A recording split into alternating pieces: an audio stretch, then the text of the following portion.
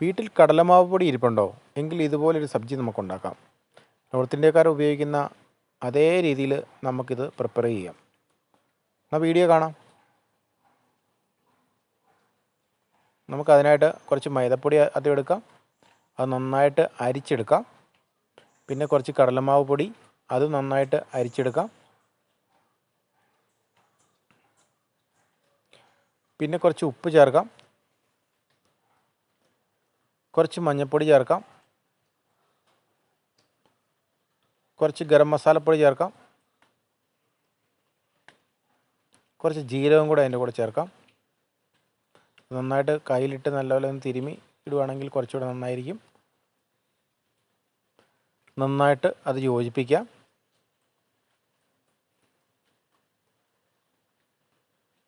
എന്നിട്ട് നമുക്ക് അല്പം ചൂടുവെള്ളം എടുത്ത് അതിലേക്ക് ഒഴിച്ച് നന്നായിട്ട് കുഴച്ചെടുത്ത് വെക്കാം.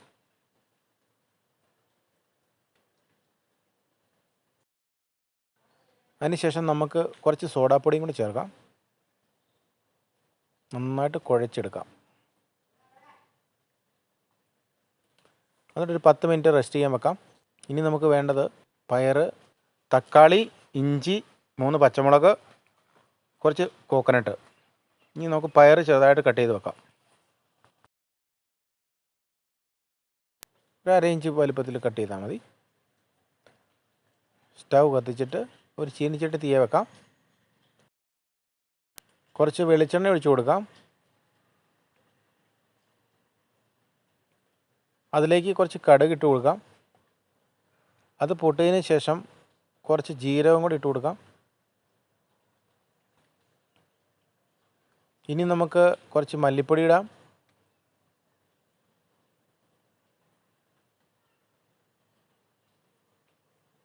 കുറച്ച് മഞ്ഞൾപ്പൊടി ഇട്ട് കൊടുക്കാം. കുറച്ച് മുളക് പൊടി ഇട്ട് കൊടുക്കാം. കുറച്ച് കുരുമുളക് പൊടി ഇട്ട് കൊടുക്കാം. കുറച്ച് ഗരം മസാലപ്പൊടി ഇട്ട് കൊടുക്കാം. എന്നിട്ട് നന്നായിട്ട് യോജിപ്പിക്കാം.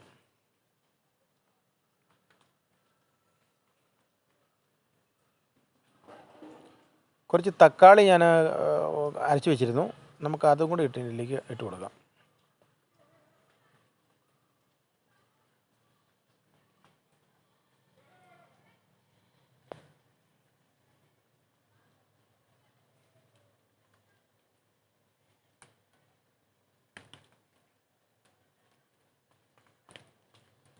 കരിവേപ്പില കുറച്ചിട്ട് കൊടുക്കാം.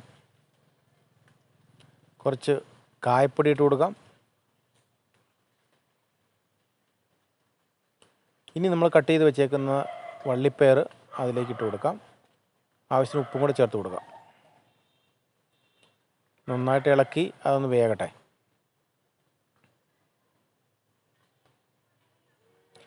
ആ സമയം കൊണ്ട് നമ്മൾ കുഴച്ച് വെച്ചേക്കുന്ന കടലമാവ് പൊടി അത് നമുക്ക് നന്നായിട്ട് ഒന്നുകൂടെ ഉരുട്ടി ചെറിയ ബോളുകളാക്കിയിട്ട്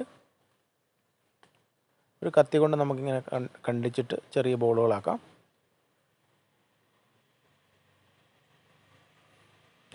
കൈയുടെ വെള്ളയിൽ വെച്ച് നന്നായിട്ട് ഉരുട്ടിയിട്ട് അതിൻ്റെ അകം അല്പം നമുക്ക് ഒന്ന് കുഴിച്ചു കൊടുക്കാം.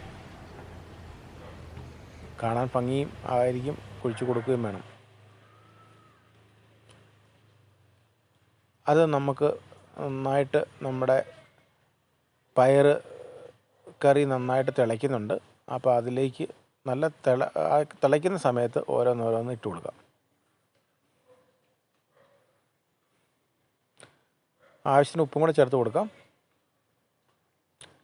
ഒന്നുകൂടെ ഇളക്കി കൊടുക്കാം നന്നായിട്ട്.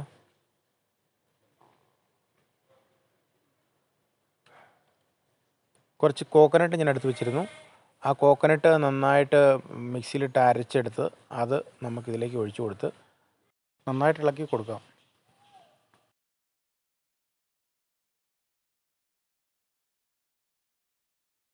കുറച്ച് മല്ലിയില കട്ട് ചെയ്ത് വെച്ചിരുന്നു.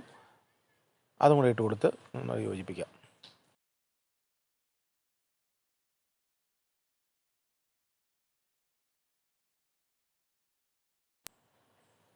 നമ്മുടെ സബ്ജി റെഡി ആയിട്ടുണ്ട്. നമുക്കത് വാങ്ങാം. ഇനി വാങ്ങി നമുക്കൊന്ന് കുറച്ച് കരിവേപ്പിലയും കൊണ്ട് ഞാൻ ഡെക്കറേറ്റ് ചെയ്തായിരുന്നു. കറിവേപ്പില അതിലേക്ക് ഇട്ട് കൊടുത്തിട്ട് നമുക്ക് ചോറിൻ്റെ കൂടെയോ ചപ്പാത്തിയുടെ കൂടെയോ ഉപയോഗിക്കാൻ പറ്റിയ ഒരു ഒന്നാം തരം നോർത്ത് ഇന്ത്യൻ കറിയാണിത്. നല്ല ടേസ്റ്റാണ്. എല്ലാവരും ട്രൈ ചെയ്യണം കേട്ടോ. വീഡിയോ എല്ലാവർക്കും ഇഷ്ടപ്പെട്ടെന്ന് കരുതുന്നു. വീഡിയോ ഇഷ്ടപ്പെട്ടാൽ ലൈക്ക് ചെയ്യുക, ഷെയർ ചെയ്യുക, സബ്സ്ക്രൈബ് ചെയ്യുക. Thank you.